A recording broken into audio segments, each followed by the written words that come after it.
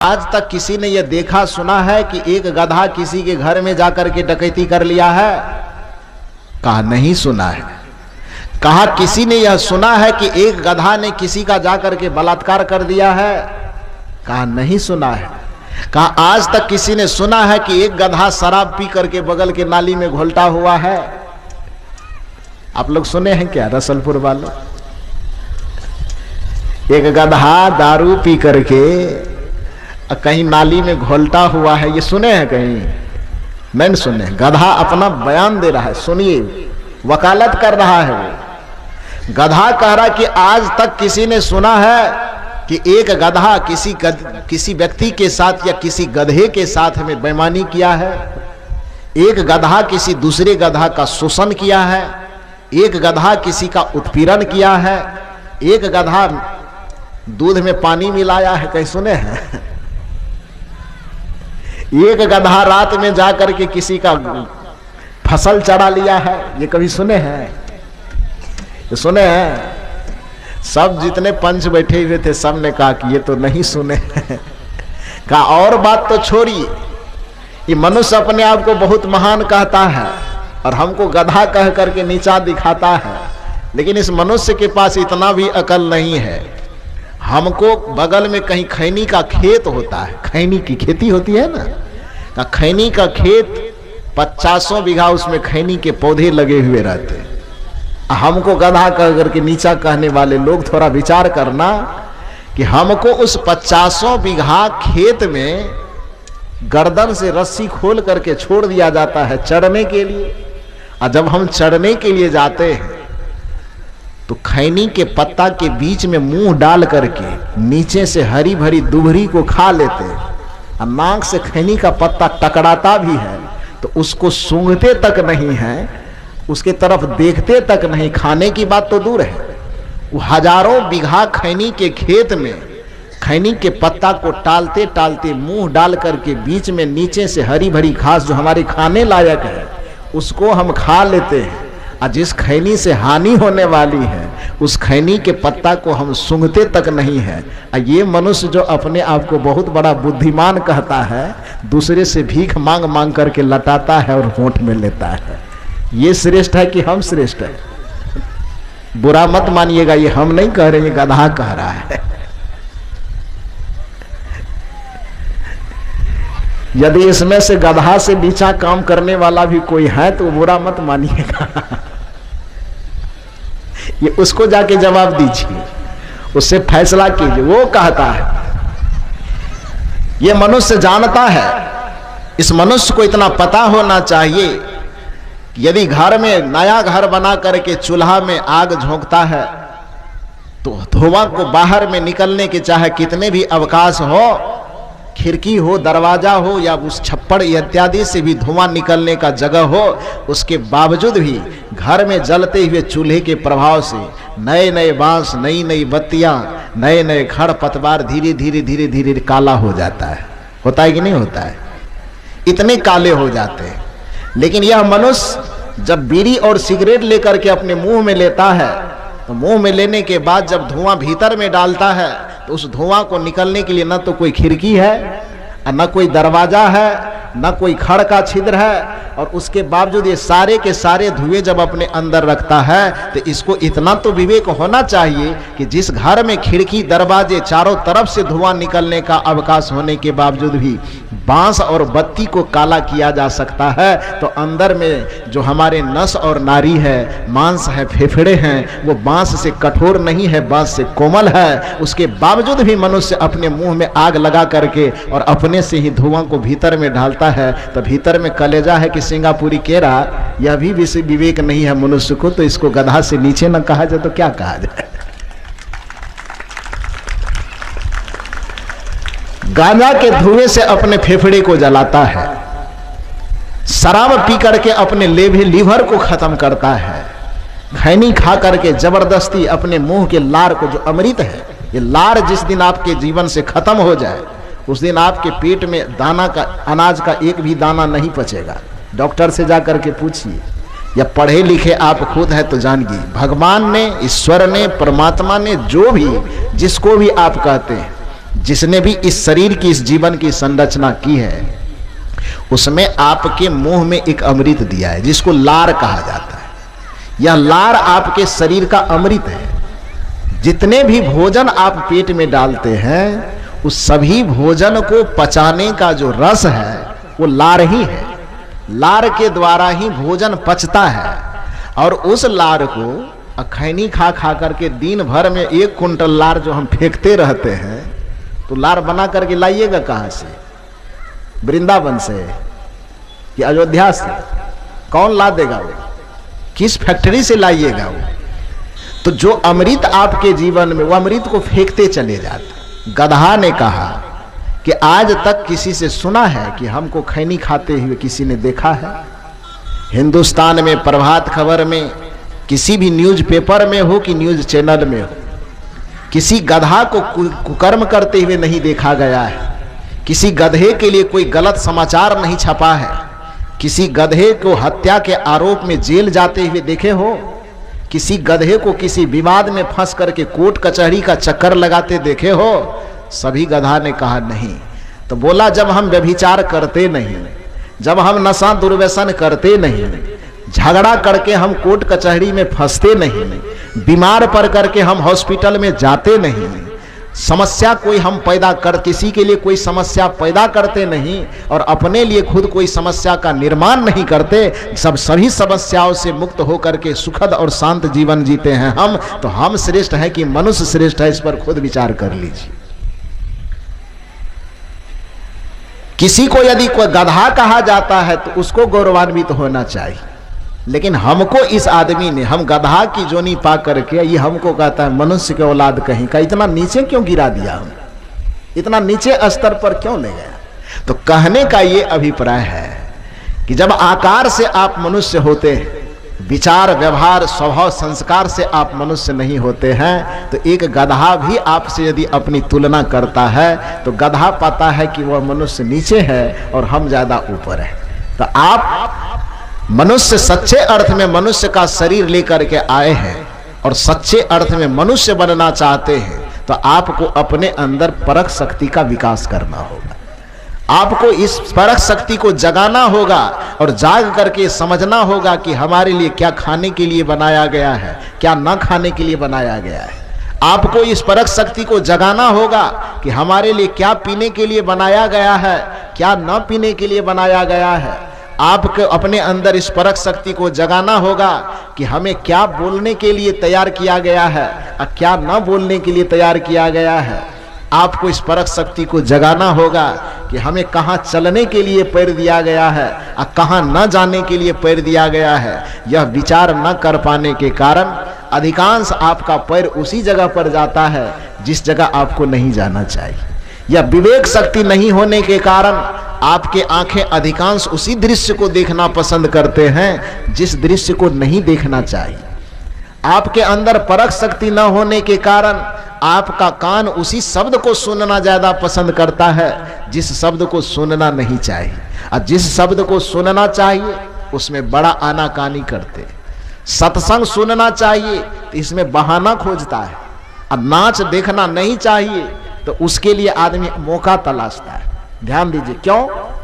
क्योंकि परख शक्ति नहीं। ये हमारे लिए आवश्यक क्या है, अनावश्यक क्या है, हमारे लिए अच्छा क्या है और बुरा क्या है, जब तक यह विवेक शक्ति आपके अंदर नहीं आएगी तब तक किसी भी मामले में आपका जीवन सुखी नहीं हो सकता है। यह केवल कबीर साहब की ही मान्यता नहीं है।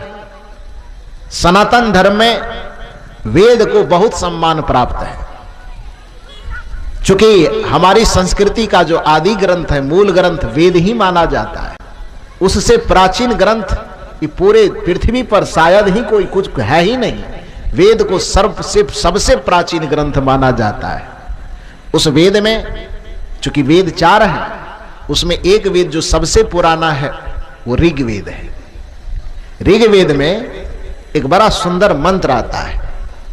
ऋषि से कोई पूछने के लिए जाता है कि हे प्रभु, हम मनुष्य शरीर धारण करके जो इस संसार में आए हैं, तो धरती के तमाम मनुष्यों की आकांक्षा अभिलाषा होती कि हमारा जीवन सुखी हो जाए। कोई मनुष्य ऐसा नहीं है जो दुख चाहता है। सब चाहता है कि दुख से मुक्त हो जाऊं, हमारा जीवन सुखी हो जाए। ये हमारा जीवन सुखी कैसे होगा? ध्यान दीजिए, वेद के ऋषि ने ये नहीं कहा कि तुम मंदिर में जाओगे तब तुम्हारा जीवन सुखी हो जाएगा। वेद के ऋषि ने यह भी नहीं कहा कि तुम बैठ करके कहीं कथा कीर्तन करोगे तब तुम्हारा जीवन सुखी हो जाएगा। वेद के ऋषि ने यह भी नहीं कहा है कि तुम जाकर के भूखे रहोगे तब जाकर के तुम्हारा जीवन सुखी होगा, उपवास करोगे, कोई व्रत करोगे तब तुम्हारा जीवन सुखी होगा। बल्कि वेद के ऋषि ने एक सुंदर मंत्र बताया है, जिसका विश्लेषण अभी पूरे प्रवचन के दरमियान किया जा रहा है। कबीर साहब जो भाषा का प्रयोग कर रहे हैं कि पारख बिन परिचय नहीं, बिन सतसंग न जान, दुविधा तजी निर्भय रहे, सोई संत सुजान। वेद के ऋषि भी अपने युग में इसी शब्दावली का, इसी भाषा का प्रयोग अपने तरीके से करते हैं। वेद के ऋषि भी कहते कि ये दुनिया के लोगों, यदि सुखी होना चाहते हो तो भूखे जीवन गुजारने की आवश्यकता नहीं है, किसी नदियों में नहाने की आवश्यकता नहीं है, और कोई पूजा पाठ के नाम पर जो कर्मकांड करते हो उसकी आवश्यकता नहीं है, बल्कि सुखी होने के लिए जिस सबसे जरूरत चीज जो है वह मैं बताता हूं। और वेद के ऋषि कहते हैं, ध्यान से सुनिए, सक्तुमेव तित्तूना पुनंतो यत्र धीरा मनसा वाचम कृत अत्रा सखाय सख्यानि जानते भद्रेशांग लक्ष्मी निहितादिवाची ही। ये ऋग्वेद का मंत्र है। इस मंत्र का अर्थ समझने की कोशिश कीजिए, थोड़ा इसको विश्लेषण करके मैं आपके सामने रखता हूं, बात समझ में आ जाए। ऋषि कहते हैं कि सक्तुमीव तित्तूना पुनंतो यत्र धीरा मनसा वाचम कृत, कि ए दुनिया के लोगों, मनसा वाचम कृत, मन से, वचन से, कर्म से जो कुछ भी आचरण तुम करते हो उसको तित्तूना, छान लो।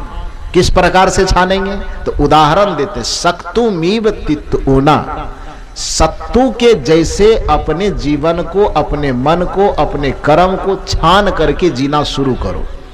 ये उसका अर्थ है। इसको और थोड़ा विश्लेषण करके समझिए।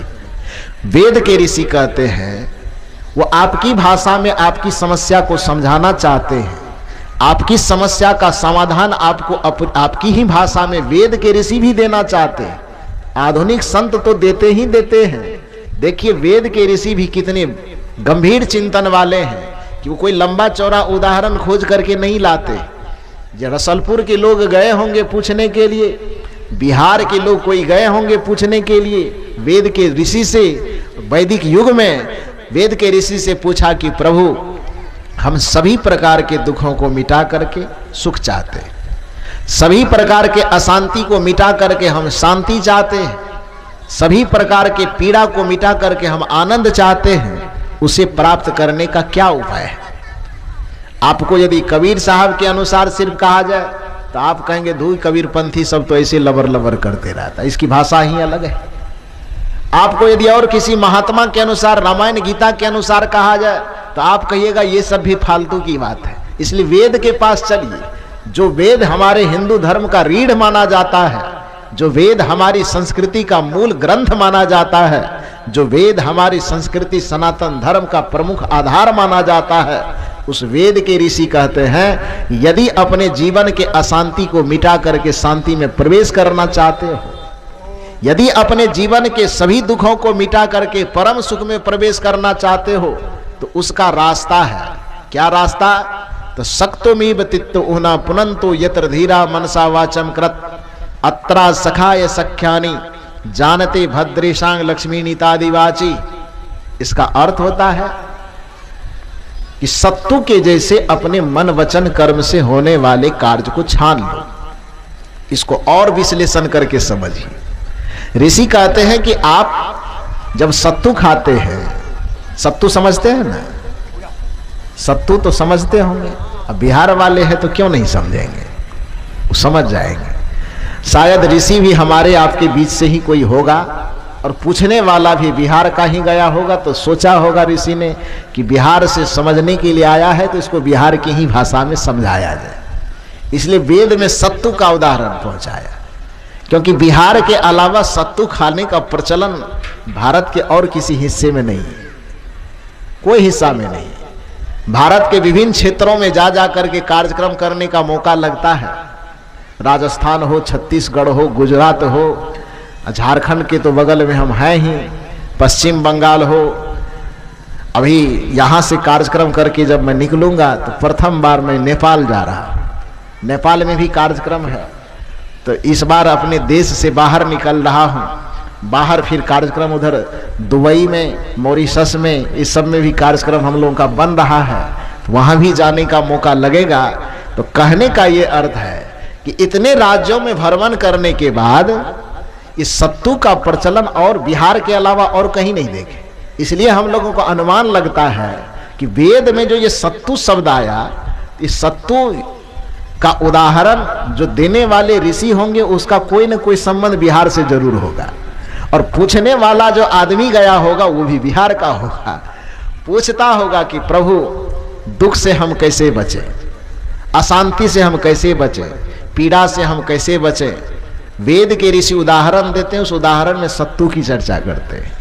सक्तुमीव तित्त ओना पुनंतो यत्र धीरा मनसा वाचम कृत अत्रा सखाय सख्यानी जानते भद्रेशांग लक्ष्मी निहितादिवाची। अर्थ है इसका, जैसे मान लीजिए कि सत्तू खाते हैं, आप और हम सब खाते हैं। सत्तू कैसे खाते हैं? मील में से उसको पिसा करके लाए, लाने के बाद जब कुछ देर रहता है या कुछ देर 2 दिन 4 दिन 5 दिन हो जाता है और अचानक जरूरत पड़े कि हमें सत्तू खाना है, तो क्या करते? डब्बा में से निकाल के लाए, सान के तुरंत खा लेते हैं? नहीं बढ़ाइए। क्या करते हैं उसको? आवाज गड़बड़ हो गया, वॉइस बढ़ा, उसको ठीक कीजिए, कम कीजिए।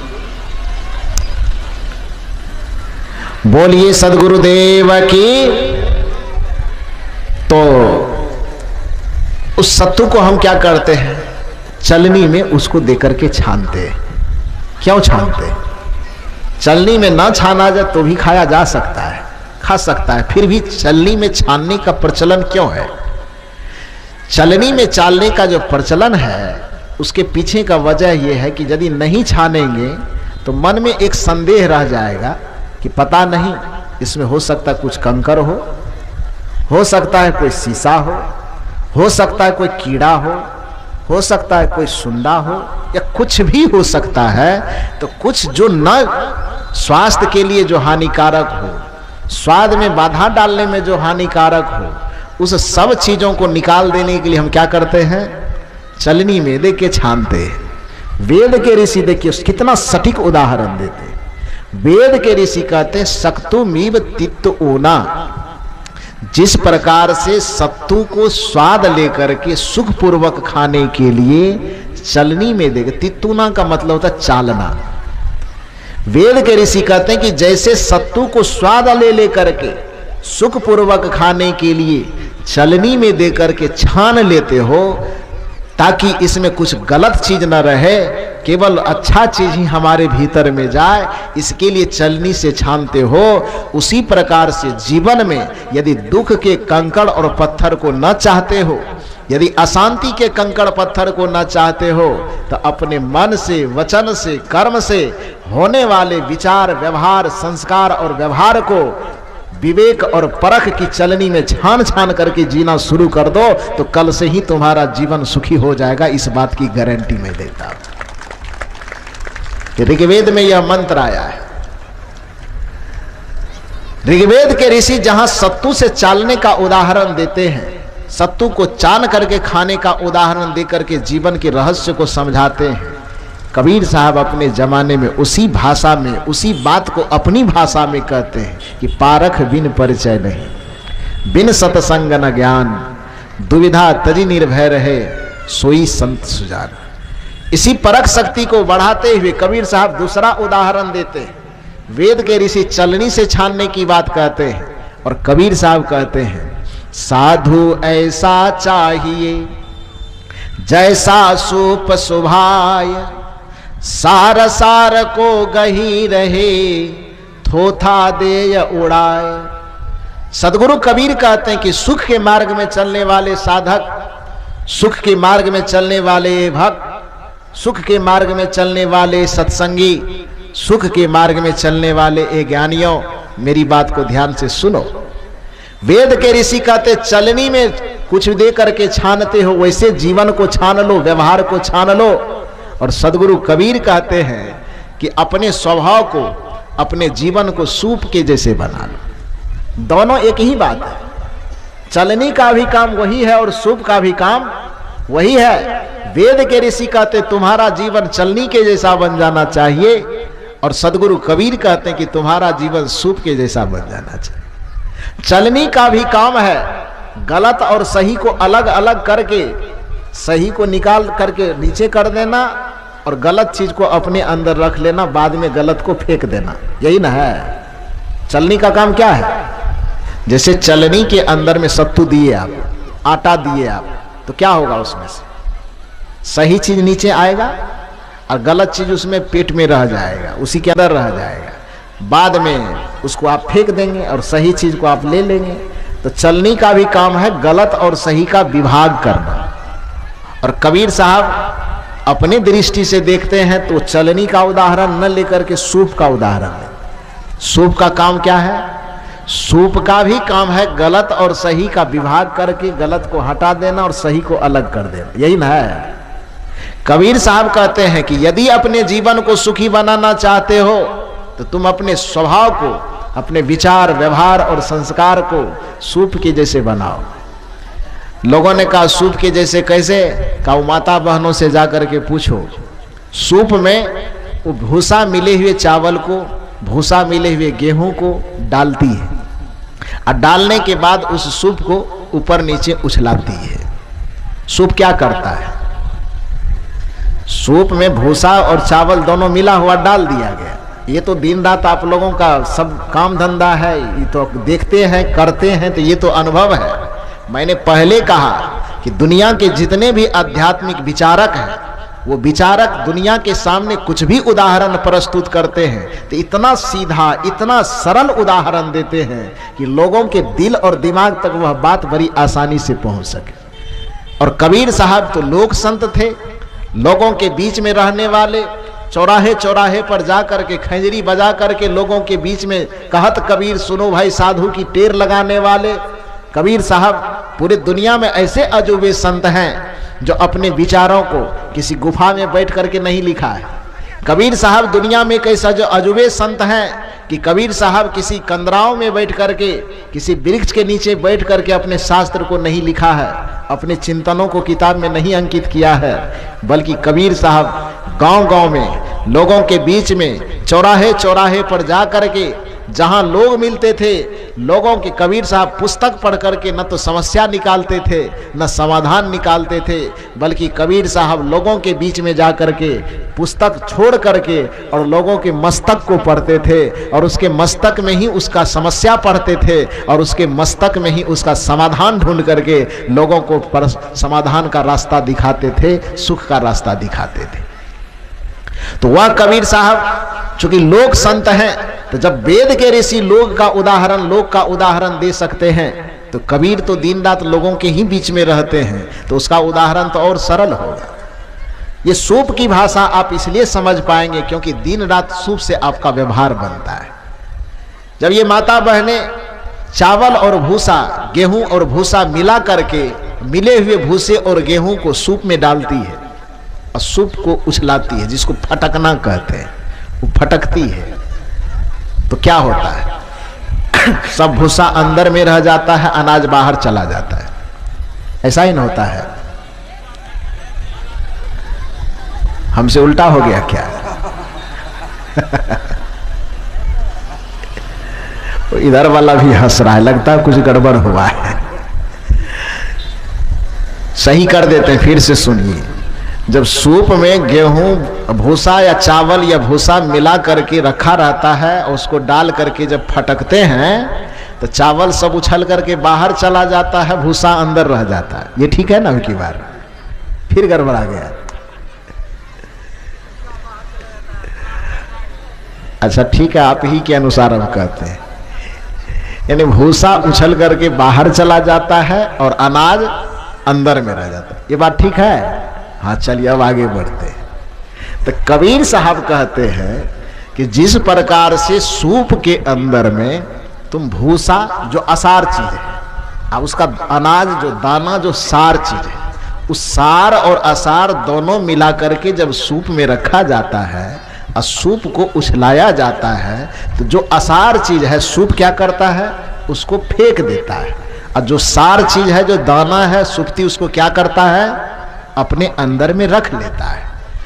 कबीर साहब कहते हैं कि जैसे सूप का स्वभाव है, अपने भी जीवन को उस सूप के अनुरूप बनाओ और आपके जीवन में अच्छा और बुरा जो भी चीज मिला हुआ जाए, अपने परख शक्ति को इतना उछलाओ, अपने विचार को इतना मजबूत बनाओ, अपने विवेक को इतना मजबूत बनाओ कि आपके जीवन से बुरा चीज निकल करके बाहर चला जाए और अच्छा चीज आपके जीवन में सिमटा जाए। यदि ऐसा कर लेते हो तो आपके जीवन को सुखी होने से कोई नहीं रोक सकता है। आपका जीवन इस धरती का सबसे सुखी जीवन होगा, आपका जीवन इस धरती पर का सबसे शांत जीवन होगा। तो ऋषियों ने संतों ने जो बताया, उस संतों के विचार के अनुसार हम अभी फिलहाल जितने मनुष्य दिख रहे हैं वो आकृति से मनुष्य हैं। कबीर, बुद्ध, महावीर या दुनिया के सभी संत हमको प्रकृति से मनुष्य बनाना चाहते हैं। हम आकार से अभी मनुष्य दिख रहे हैं। दुनिया के जितने संत हैं, दुनिया के जितने सत्संग मंच हैं, आध्यात्मिक मंच हैं, वो हमें आकृति से तो मनुष्य हैं, लेकिन हम प्रकृति से मनुष्य नहीं हैं। हमको प्रकृति से मनुष्य बनाना चाहते हैं। हम जो अकल से मनुष्य के रूप में दिखते हैं, हम सकल से मनुष्य तो हैं, लेकिन अकल से हम मनुष्य नहीं हैं। अकल से मनुष्य बनाने के लिए ही कबीर, बुद्ध, महावीर की जरूरत इस संसार को है। और यदि ऐसा ना होता, संत न होंगे, संसार में साधु महात्मा ना होंगे, ये सत्संग ना होगा, ये धर्म कथा ना होगा, तो सदगुरु कबीर ने एक चेतावनी दी है कि आग जो लगे आकाश में, चुई चुई गिरे अंगार, संत न होते जगत में तो जल मरता संसार।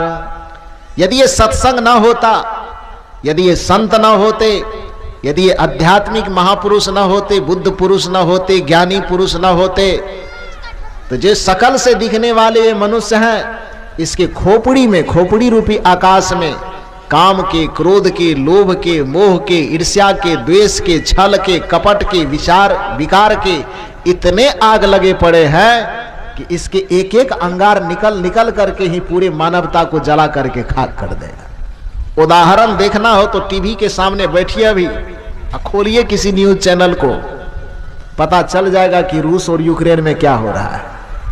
चलेगा ना? वो के जला रहा है उसको? आदमी जला रहा है। कई आदमी जला रहा है? मात्र 2 आदमी, यूक्रेन के राष्ट्रपति जेलेंस्की और रूस के राष्ट्रपति पुतिन। मात्र 2 व्यक्ति के अहंकार के टकराव के कारण, 2 व्यक्ति के खोपड़ी में ईर्ष्या के आग लगे होने के कारण, 2 व्यक्ति के खोपड़ी में अहंकार के आग लगे होने के कारण हजारों, लाखों, करोड़ों मनुष्य तबाह है इस धरती का। और लड़ाई कितने आदमी का है? मात्र 2 आदमी का।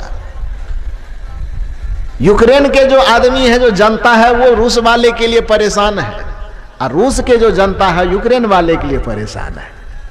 जनता में कोई लड़ाई नहीं है, हजारों लाखों के बीच में कोई विवाद नहीं है, हजारों लाखों में कोई झंझट नहीं है। मात्र 2 आदमी के खोपड़ी में आग लगी अहंकार का, 2 आदमी के खोपड़ी में आग लगी ईर्ष्या का, 2 आदमी के खोपड़ी में आग लगी वर्चस्वता का, 2 आदमी के खोपड़ी में आग लगी जलन का, एक दूसरे से आगे बढ़ने की ललक का। और परिणाम क्या हो गया? हजारों मनुष्य को जला करके तबाह किया जा रहा है, हजारों बड़े बड़े बिल्डिंगों को तोड़ करके धूल बनाया जा रहा है। दिन रात मिला करके भी बता रहा था, मैं देख रहा था न्यूज में, उसमें बताया जा रहा था कि अब तक में 10,000 बम गिराए जा चुके हैं। सोचिए कि एक बम से कितनी तबाही होती है, और दिन रात यदि 10,000 बम गिरता हो तो उस देश की, उस जगह की हालत क्या हुई होगी। तो वो क्यों लगा, वो क्यों आग लग रहा है, वो बम क्यों गिर रहा है, वो मिसाइल हमला क्यों हो रहा है? बस एक ही चीज के कारण कि उस एक आदमी के खोपड़ी में जो आग लगी हुई है, उस आग को ठंडा करने वाला कोई नहीं मिला है। कबीर साहब कहते हैं कि जब एक आदमी के खोपड़ी में लगी हुई आग यदि एक देश को जला सकता है, तो जितनी खोपड़ियां झलक रही है, सबके खोपड़ी में जो आग लगी हुई है, यदि इस आग को शांत न किया जाए, ठंडा न किया जाए, तो फिर इस पूरे विश्व ब्रह्मांड का क्या होगा। और उस आग को ठंडा करने वाला एक ही जगह, एक ही व्यक्तित्व है। उस व्यक्तित्व का नाम है संत, उस व्यक्तित्व का नाम है गुरु, और उस स्थान का नाम है सत्संग। इसलिए कबीर साहब कहते हैं, आग जो लगे आकाश में, आकाश माने वो ऊपर वाला आकाश नहीं, ये खोपड़ी को भी आकाश कहा जाता है। योग शास्त्र की भाषा में हमारे शरीर को दो हिस्से में बांटा जाता है, एक गर्दन से नीचे का भाग, एक गर्दन से ऊपर का भाग। गर्दन से नीचे के भाग को पिंड कहा जाता है, गर्दन से ऊपर के भाग को ब्रह्मांड कहा जाता है। पिंड माने शरीर, और ब्रह्मांड माने ये मस्तक। तो ब्रह्मांड जिसे कहा जाता है, बाहर की दुनिया में खगोल शास्त्र की भाषा में ब्रह्मांड को ही आकाश कहा जाता है। तो योग शास्त्र में जिसको ब्रह्मांड कहा गया, तो कबीर ने इस, जैसे उस ब्रह्मांड को आकाश कहा जाता है, तो कबीर साहब ने इस ब्रह्मांड को भी आकाश कहा। दुनिया में आग का गोला बरसने से पहले, लाठी बरसने से पहले, तलवार निकलने से पहले, भाला निकलने से पहले खोपड़ी में ही आग लगती है ना।